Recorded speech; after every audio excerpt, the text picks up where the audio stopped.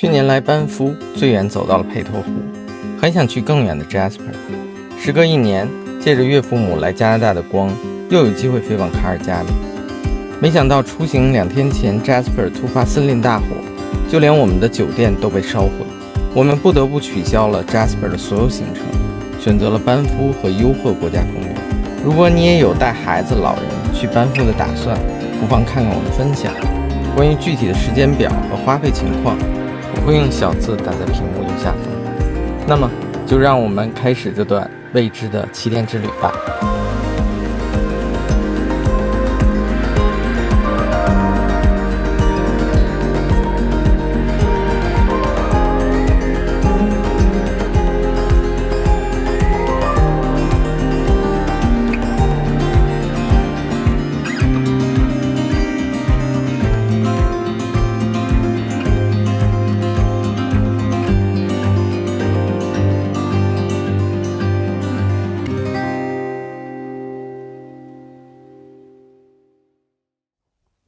第1天，咱们准备出发了，咱们去看野火去吧啊！野火！我们赶了早上10点半的飞机，今天的时间比较紧，因为之后还有租车去超市采购，后面在山里所需的食材，以及2个小时车程才能到达第1站路易斯镇。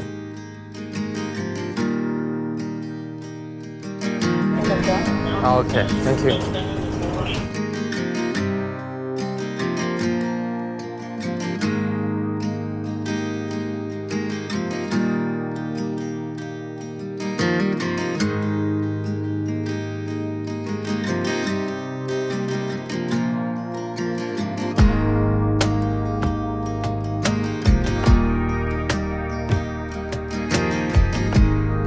飞机到达卡尔加里上空，就能明显看到笼罩在云层上淡淡的烟灰色。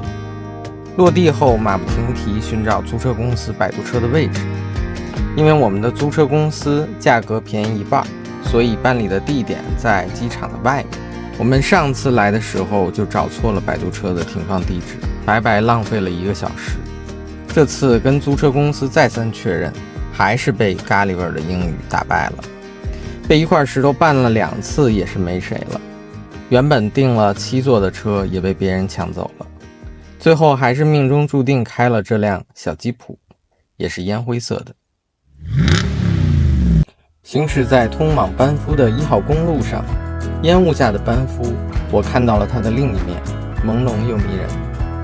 天空像被吃了一口的棉花糖，一缕神光迎接着我们的到来，仿佛预示着有什么好事即将发生。你看，这就是我们看到的唯一一次的驼鹿。到达路易斯镇，我们选择住在了一个坐落在山脚下、被树林包围、临近加拿大太平洋铁路线的酒店。实际上，这条铁路线贯穿旅行的全部。酒店前台迎宾的柠檬黄瓜水味道清冽，与酒店氛围搭配恰到好处。房间主体是2层木质结构，我们的房间面向一片密林，偶有火车呼啸而过，像是班夫的守护神。干嘛？咱们得吃饭去，咱得吃饭。咱这也要睡觉了，咱这又不行，这又不行，然后再等你呢。泡泡很开心地选择着自己的房间，还要邀请姥姥姥爷一起睡。一阵风吹过，仿佛把我带回了我的童年。拉着姥姥的手，风吹树叶的声音，木板的吱吱声，火车通过铁轨的声音，时间便和心情一起凝固在这一刻。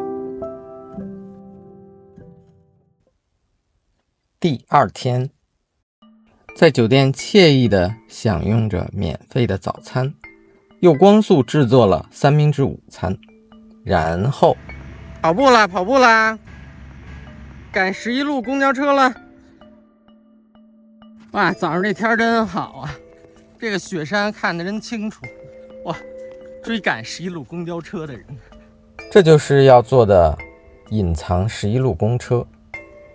车辆时刻表是昨天在酒店前台领取的，工作人员神秘地说 It's a secret， 只有住在镇上的旅客才可以乘坐它到路易斯湖，我们的第2站。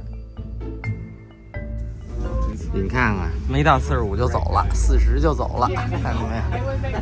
跑得多及时啊，是不是？这里面就这个没跑，没跑还装无表情。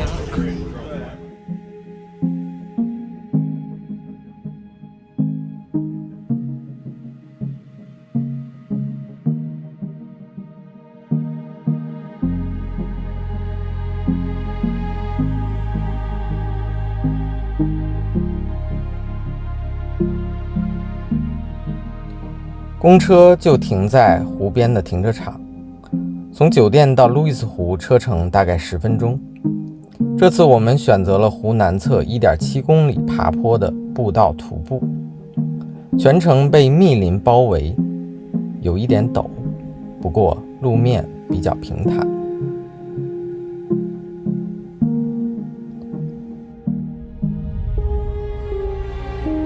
有人走累了，有人掉队了，有人爬了2遍，但好在半个小时就能爬完。都别管，我们俩之间的恩怨等我下山跟他解。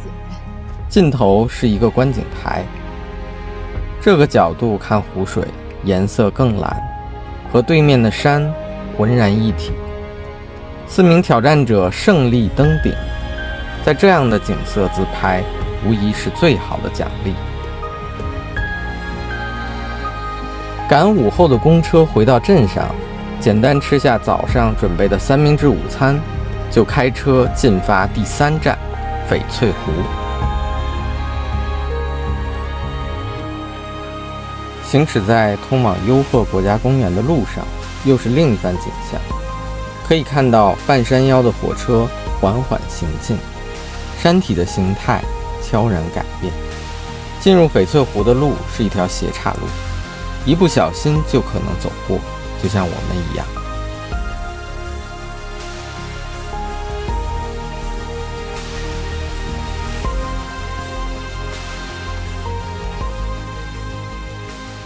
翡翠湖的停车位就在路的一侧，下午去的优势就是总能等来要走的人。我们也很幸运地找到了离入口很近的车位。公路的尽头一眼就能看到翡翠湖，温润如玉，名副其实。我们第一次体验了 canoe 当地特色的独木舟，每人一只桨，看起来很难，实际却很好上手。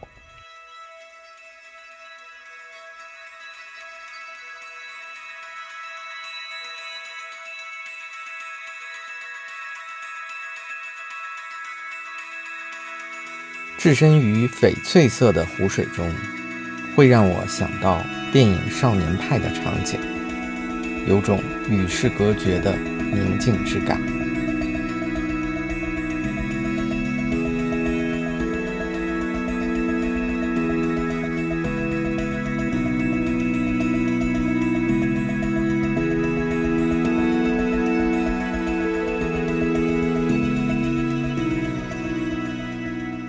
哇，这个大房子啊！今晚返回了去年我们住过的坎莫尔小镇。这间公寓我们住了3晚，是我们此行最舒服的，很适合老人和孩子。打包了镇上的拉面，再稍作加工，就是一顿朴素而温馨的晚餐。哦，泡泡，咱们拍照。哎呦呵，好，咱们今天是第2天。希望呢，咱们今天能睡个好觉啊！好，开始吃饭吧。耶！比起班夫小镇，我更喜欢坎莫尔小镇的松弛感。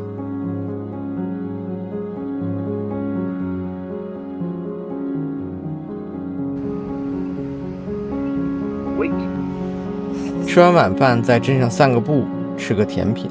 太平洋专列匆匆驶过，3姐妹山峰风起云涌，没有比这更惬意的了。好吃哎，好吃好吃。不错。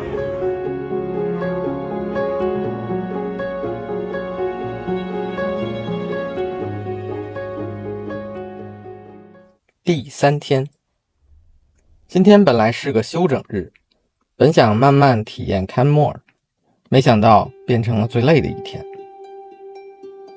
早上去 Grassy Lakes 徒步，这是我心中的小翡翠湖。原定上山选择比较困难的 Lower 步道，有陡坡和楼梯，下山选择 Upper 步道，一条一直向下的缓坡，走起来不费力。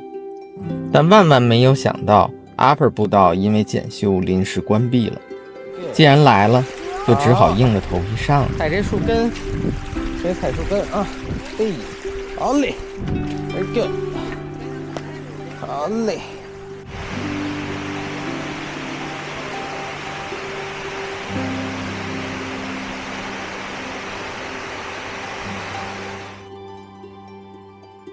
而今天的主角就是这位曾经掉过队的老先生，我的岳父。他刚刚过完他76岁的生日，就还这几节了啊，马上就到了，这几节上去就到了，体力可嘉呀。上面还有翡翠湖啊，翡翠湖，哎，你看这景儿，哎，拍一张，多高了？咱们呀，看看啊，爬了118米了，咱爬118米了。咱们现在已经爬了2/3了啊，马上到顶了。我要不是因为啊身上没负重啊，再有你这个辣要不然爬不了这么高。哎，我准备打退堂鼓。哎，不能打退堂鼓。回来的时候还是顺这条下来啊，那条路坏了，就必须走着。封路了。对了，没事，回来再说吧。也就还有20-30米了，30-40米的样了啊，马上到了，马上到了。这个宣传做的特别好，就跟那个上回我去北坞老说，我要到北坞乡还有多远？10里。我一听，我咬牙坚持走到第10里的时候，我就问那老乡说还有5里。哎呦，又走5里，那老乡说还有5里，这叫20里。好家伙，就一点一点的往上啊。今天他真的在全力的坚持着。我妈还走呢，他老拿一个比你岁数大的。哎，总有比你岁数大的。中途小憩片刻，他讲着有趣的老故事，慢慢恢复了信心和力量。他一度想要放弃，想象着自己狼狈的样子，但我想用这个片段告诉您，今天您是很棒的。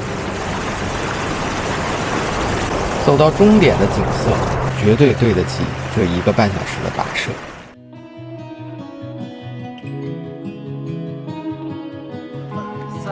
好，看镜头啊！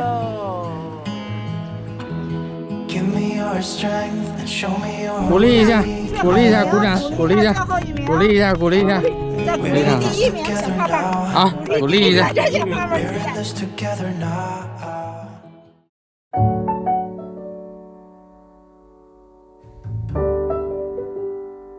走到山下已经3点多了，按计划去班夫小镇的午餐变成了午晚餐，点了午餐的饭和面、烤串都非常好吃。饭后在镇上走走，逛逛超市，泡泡还挑战了小小攀岩，这才是理想的带娃生活吧。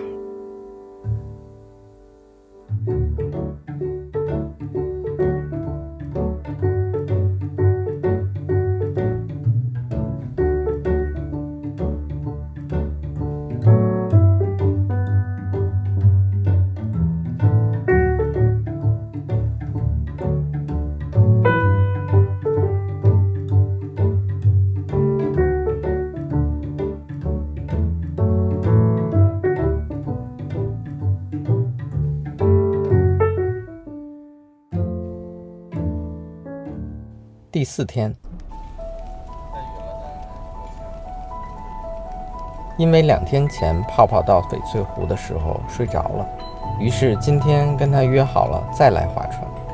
天空下起了雨，翡翠湖的魅力就在于不同的天气有不同的惊喜，雨中的他宛如梦境。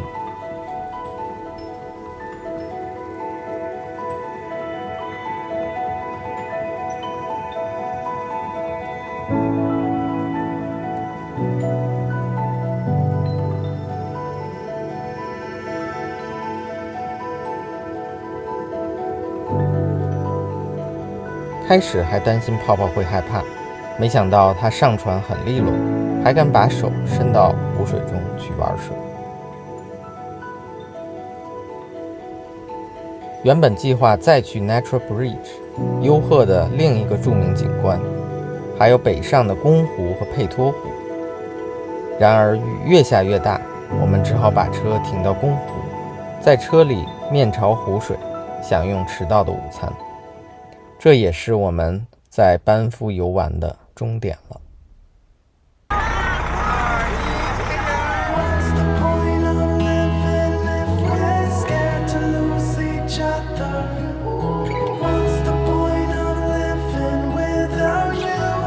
从佩托湖一路赶回去卡尔加里要开3个小时，于是我们回到坎莫尔小镇稍作休息。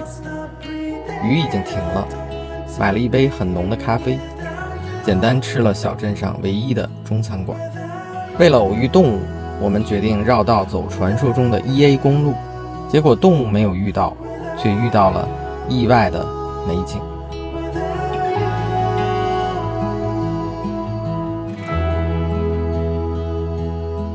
在卡尔加里的第1天，回到卡尔加里之后，我们开启了城市带娃之旅。相比多伦多，卡尔加里的气候更干爽，消费税也低了很多。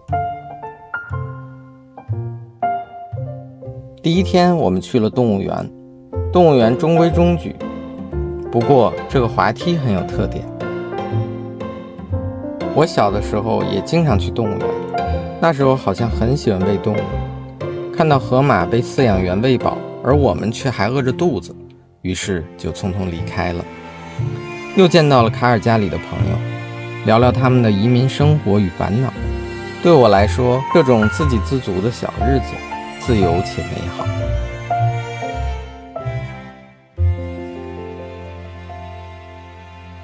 在卡尔加里的第2天，我们尝试了新的项目——攀岩。卡尔加里的攀岩馆很友好，有专门为初学者和孩子设计的简单项目。泡泡在这里发现了一个特别的电梯。OK， That's it。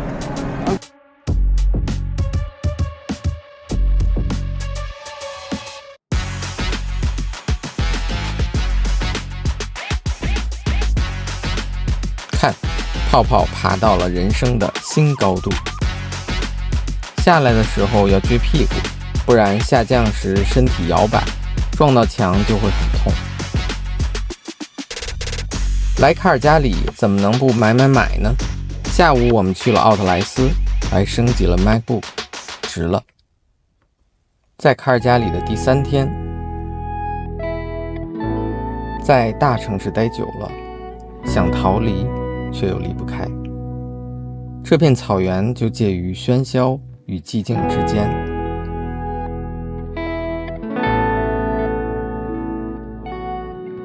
走在无边的草原，遥望城市的繁华，短暂的疗愈，生活的留白。在大天津包子铺吃到了北京的味道，红烧鱼、爆肚、醋溜圆白菜，手艺真的很地道。老板介绍了他们20多年前就来多伦多打拼，后来又移居卡尔加里的励志故事。多希望多伦多也能有这样一个馆子呀，绝对能成为我们的食堂。